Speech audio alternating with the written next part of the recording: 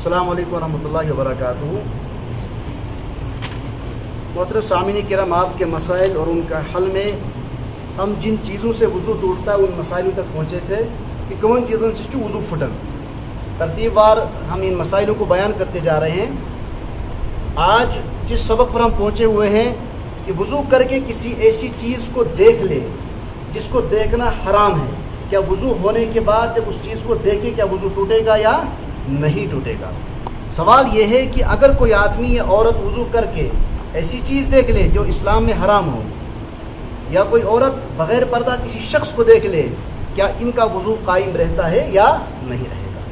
اب دیکھ لیجئے، کبھی کبھار بسا اوقات وضو کرنے کے بعد کوئی شخص فحش مووی دیکھے جان بوجھ کر، تو یہ گناہ کبیرہ ہے۔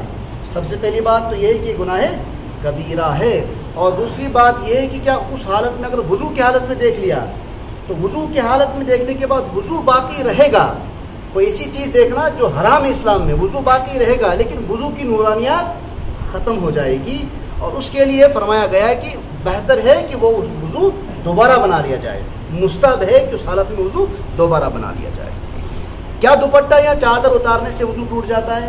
ہماری مستورات یا ہماری بہنیں کبھی کبھار وضو بنانے کے وقت ان کے سر سے چادر نیچے آ جاتی ہے، اور اشکال یہ ہو جاتا ہے کہ کہیں سنی بات ہے کہ اگر چادر نیچے آ گئی تو وضو ٹوٹ گیا، بلکہ ایسا نہیں ہے۔ جب دوپٹہ یا چادر سر سے نیچے آ جائے، وضو اگر بنا ہوگا تو وضو ٹوٹے گا نہیں۔ اب ایک اہم مسئلہ ہے جو ہمارے معاشرے میں زیادہ تر بڑھتی ہوئی چیز ہے، اس میں یہ ہے کہ باوضو ہونے کے بعد کبھی کبھار حقہ بھی پیتے ہیں، کچھ سگریٹ بھی پیتے ہیں، نسوار یا پان کا استعمال بھی بہت سارے احباب کرتے ہیں۔ سوال کرنے والا یہ کہتا ہے کہ ہم دیکھتے ہیں کہ ہمارے بہت سارے لوگ جو بزرگ ہیں یا جوان ہیں سگریٹ پیتے ہیں یا نسوار استعمال کرتے ہیں، حقہ پیتے ہیں، اور اس کے بعد وضو ہونے کی حالت میں بھی اگر پی لیا تو فوراً کلی کر کے وہ مسجد میں آ جاتے ہیں۔ کیا اس چیز سے وضو باقی رہے گا، سگریٹ سے، نسوار سے یا پان سے؟ اس کا جواب یہی ہوتا ہے کہ رمضان میں بھی ہم نے دیکھ لیا، رمضان المبارک میں جو افطار کر لیا جاتا ہے، وضو بنا ہوتا ہے تو اس کے بعد فوراً کوئی سگریٹ پی لیتا ہے تو پھر کلی کرنے کے بعد فوراً نماز پڑھتے ہیں۔ اس کا جواب کیا ہے؟ جواب اس کا یہ کہ حقہ، بیڑی، سگریٹ، پان سے وضو تو نہیں ٹوٹتا، ان چیزوں سے وضو نہیں ٹوٹتا اگر وضو ہونے کی حالت میں یہ چیزیں آدمی استعمال کر لے، لیکن نماز سے پہلے منہ کی بدبو کو دور کرنا ضروری ہے۔ جو سگریٹ یا پان یا حقے کی جو بدبو رہتی ہے اس کو دور کرنا ضروری ہے۔ اگر منہ سے حقہ، سگریٹ یا بو آتی ہے تو نماز مکروہ ہوگی۔ نماز کیا ہوگی؟ اس حالت میں مکروہ ہوگی اگر منہ سے کوئی اس قسم کی بدبو آ جائے۔ اس کے بعد سگریٹ نوشی اور ٹیلی ویژن، ریڈیو دیکھنے سننے کا وضو پر اثر۔ اب ہمارے نوجوان ہوتے ہیں وضو ہونے کی حالت میں پھر اس کے بعد گانا بھی سن لیتے ہیں، یا کبھی کبھار ٹیلی ویژن یا موبائل، آج تو ساری دنیا ہاتھ میں ہی ہے، کوئی ایسی چیز دیکھ لیتے ہیں کہ سگریٹ نوشی، ٹیلی ویژن دیکھنے کے بعد اور پھر موسیقی سننے کے بعد اگر وضو ہو تو کیا ان چیزوں سے وضو ٹوٹے گا یا نہیں؟ جواب اس کا یہ ہے کہ سگریٹ نوشی سے تو پہلے ہم نے سن لیا کہ وضو نہیں ٹوٹتا، کہ خالی منہ کی بدبو کو دور کرنا ضروری ہے ورنہ نماز مکروہ ہوگی، لیکن منہ کی بدبو کا پوری طرح دور کرنا ضروری ہے۔ اور گناہوں کے کاموں سے وضو تو نہیں ٹوٹتا لیکن مکروہ ضرور ہو جاتا ہے، اور مکروہ کے کرنے میں کیا ہوتا ہے؟ ثواب میں کمتی ہوتی ہے اور اس کے بعد گناہ ملتا ہے۔ مکروہ کے کام کرنے میں ثواب میں کمتی، یہ حرام سے کمتر ہوتا ہے۔ مکروہ کے بھی درجات ہیں، ایک ہے مکروہ تحریمی، دوسرا ہے مکروہ تنزیہی۔ مکروہ تحریمی حرام کے بالکل قریب آتا ہے اور مکروہ تنزیہی اس سے کم درجے میں آ جاتا ہے۔ اس کے بعد سوال ہے، ناخنوں میں میل ہونے پر بھی وضو ہو جاتا ہے؟ اگر ناخنوں کے اندر میل جمع ہو یا کوئی ایسی چیز جم گئی، مٹی جمع ہو جائے، اور اس کے بعد آپ نے وضو بنا لیا اور وضو ہونے کی حالت میں وہ پانی ان ناخنوں کے اندر نہیں پہنچاتا، کیا اس حالت میں وضو ہو جائے گا؟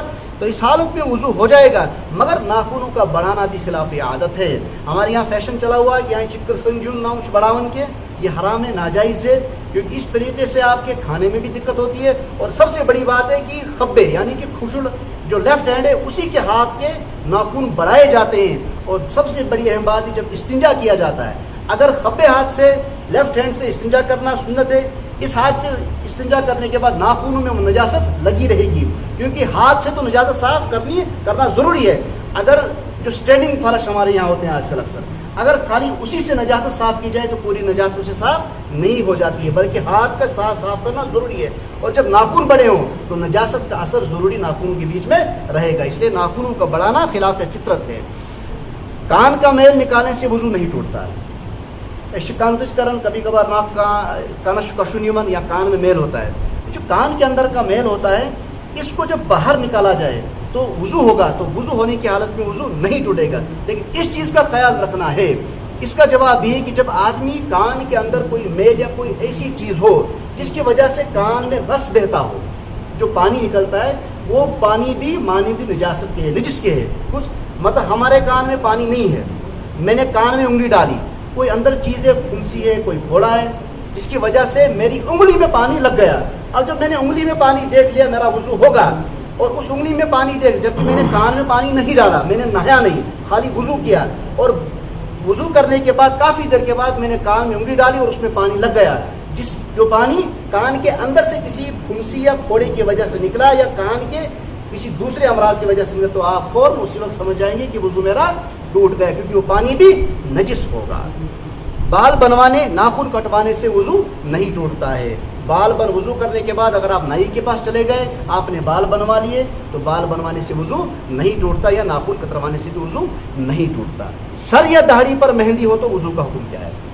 اب کسی شخص نے سر پہ مہندی لگا لی یا داڑھی پہ مہندی لگا دی, کوئی شخص سر پر یا داڑھی پر مہندی کا استعمال کرتا ہے, مہندی خشک ہو جانے کے بعد اس کو دھو کر اتارنے سے پہلے کیا صرف وضو کرے, نماز ادا کر سکتا ہے؟ پہلے مہندی کو صاف کرنا ضروری ہوگا, بلکہ داڑھی کی مہندی کو جو لگی ہوگی وہ پہلے صاف کرنا ضروری ہے, پھر اس کے بعد وضو کرنا ضروری ہے. اگر داڑھی پر مہندی ہونے کی صورت میں وضو کر لیا جائے تو وہ وضو نہیں سمجھا جائے گا. بچے کو دودھ پلانے سے وضو نہیں ٹوٹتا. ہمارے یہاں کچھ یہ بات بھی مشہور پائی جاتی ہے کہ اگر وضو کرے موج, اور وضو کرنے کے بعد اگر ماں دودھ پلائے بچے کو تو وضو ٹوٹ جاتا ہے. مشہور یہ بات ہے ہمارے یہاں, جبکہ اس وجہ سے وضو نہیں ٹوٹتا ہے. دانت میں چاندی بری ہونے پر وضو فیلنگ کرم چکے ہیں یا کوئی چاندی کا کچھ لگاتے ہیں, اس میں یہ اگر وضو کیا جائے تو غسل کیا جائے تو اس سے وضو بھی ہوگا اور غسل بھی ہو جاتا ہے.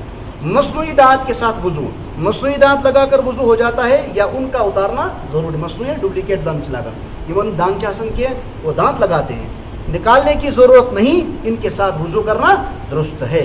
وضو کے وقت عورت کے سر کا ننگا رہنا, اگر وضو کے دوران عورت سر ننگا رکھے تو کیا اس سے وضو ہوگا یا نہیں ہوگا؟ عورت کو حتی الوسع سر ننگا نہیں رکھنا چاہیے مگر وضو ہو جائے گا. سرخی پاؤڈر کریم لگا کر وضو کرنا, عورت کے لیے ناخن پر پالش لگانا, آپ پہ یہ بات ہو کہ نیم پالش کا استعمال کرنا حرام ہے. سب سے پہلی بات یہ ہے کیونکہ اس کی وجہ سے جسم پر نیم پالش کے مترادف جو بھی چیز آتی ہے, جس چیز کے ذریعے سے جسم تک پانی نہ پہنچے وہ سب کی سب چیزیں لگانا حرام ہے.